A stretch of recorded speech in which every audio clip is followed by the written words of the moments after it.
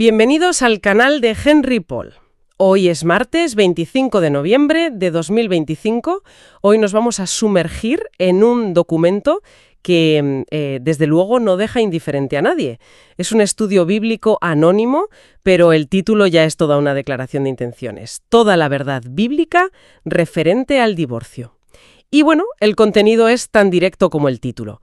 Nuestra misión hoy va a ser desgranar la lógica interna de este texto, ver cómo construye su argumento paso a paso.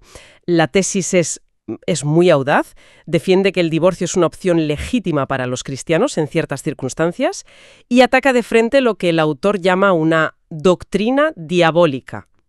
Y es que el tono es una de las claves, desde luego. No hay un preámbulo suave, no hay una introducción académica. Arranca con una confrontación directa. Llama al establishment religioso el sistema iglesiero apóstata. Un término durísimo. Durísimo. La acusación es grave.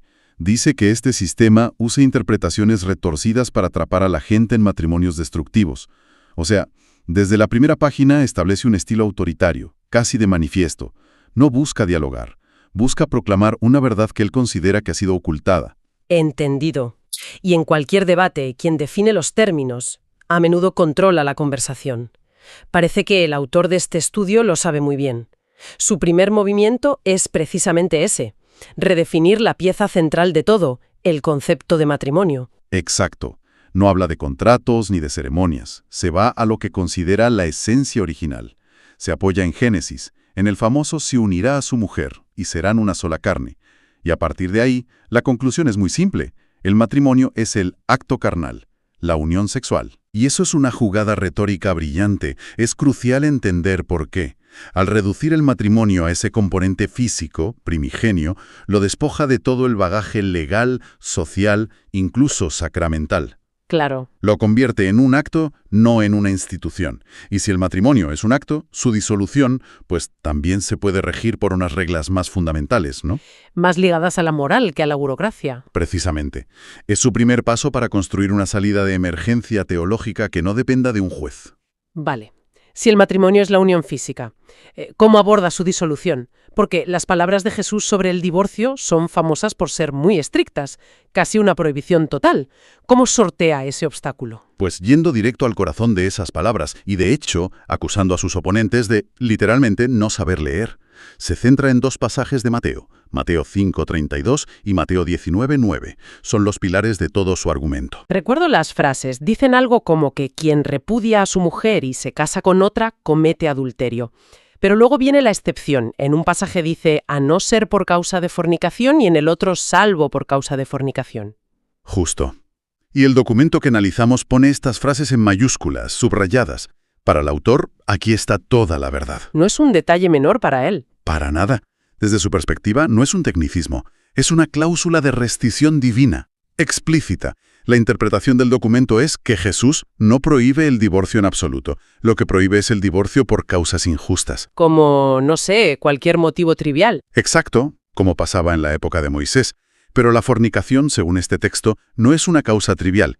Es la causa justa, el motivo legítimo que activa la cláusula. Y que disuelve el vínculo sin que haya adulterio después. Eso es. Vale, y aquí es donde, para mí, el argumento da un giro. Totalmente inesperado. Porque fornicación parece una palabra con un significado muy concreto, ¿no? Casi siempre infidelidad sexual. Pero esta argumentación la lleva a un territorio muchísimo más amplio.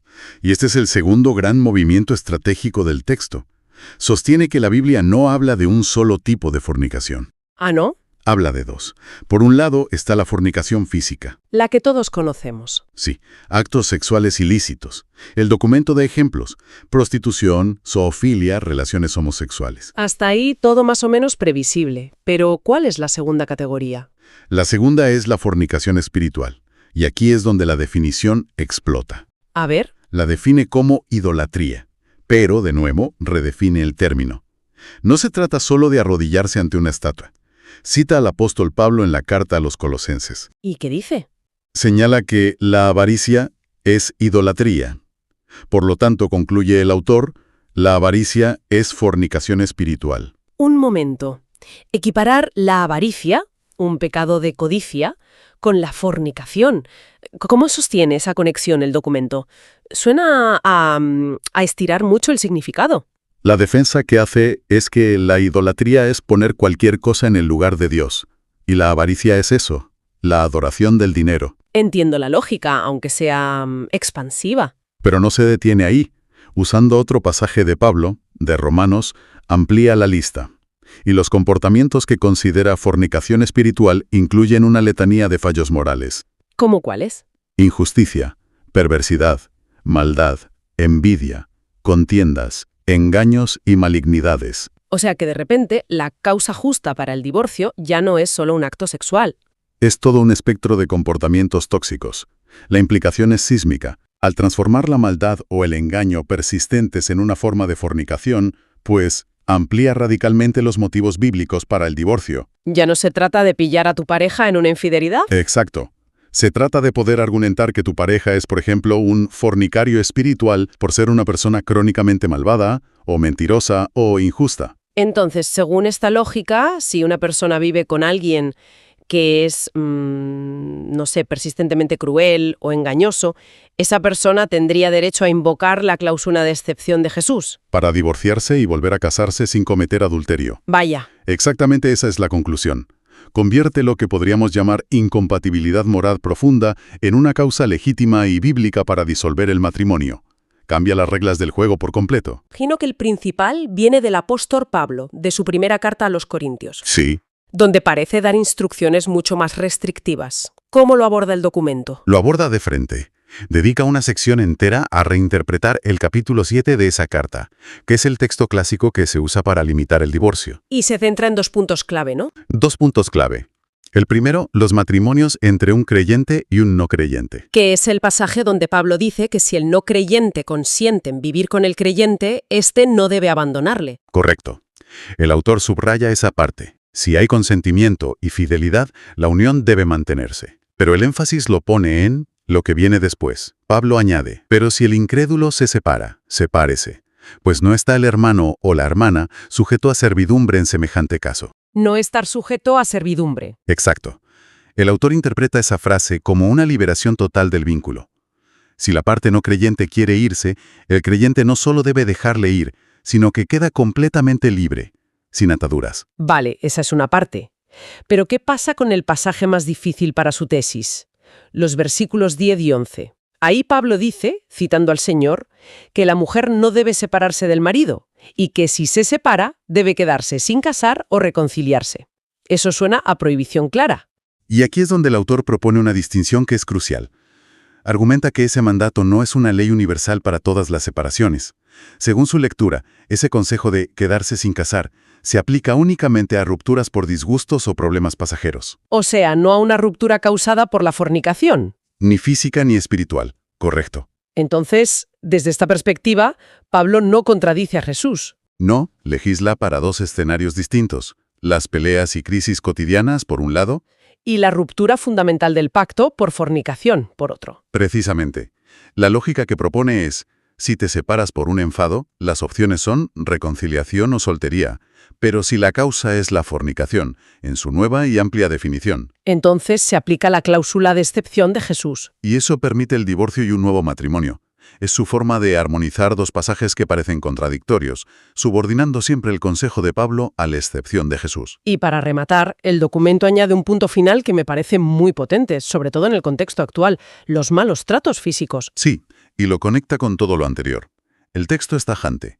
Si en un matrimonio hay maltratos físicos injustificados, eso se presenta como una prueba irrefutable de que esa pareja nunca fue unida por Dios. Lo considera una manifestación de la fornicación espiritual. Exacto. Una señal de una naturaleza anticristiana. Y eso tiene una consecuencia teológica enorme, ¿verdad? Por la famosa frase de lo que Dios ha unido, que no lo separe el hombre. Le da completamente la vuelta, claro. La lógica es, si hay maltrato físico sistemático, es porque el agresor es un fornicario espiritual. Si es un fornicario espiritual, Dios no está en esa unión. Y si Dios no los ha unido, entonces el mandato de no separar simplemente no aplica. No se está separando algo que Dios haya unido. La conclusión es cruda y directa. La víctima no solo puede, sino que debe salir de ahí, porque esa unión nunca fue legítima a los ojos de Dios. Si damos un paso atrás y vemos el cuadro completo, la estrategia del autor es fascinante. Es una deconstrucción y reconstrucción sistemática. Primero, reduce el matrimonio a su esencia física. Luego, toma la única cláusula de escape de los evangelios, la fornicación, y expande su significado hasta incluir un catálogo enorme de fallos morales. Avaricia, abuso, engaño. Sí. Y al hacerlo, construye un sistema que desde su propia lógica interna es coherente. Es hermético. Ofrece una justificación bíblica para el divorcio no solo en caso de adulterio, sino en situaciones de incompatibilidad moral profunda, de engaño crónico y, crucialmente, de abuso.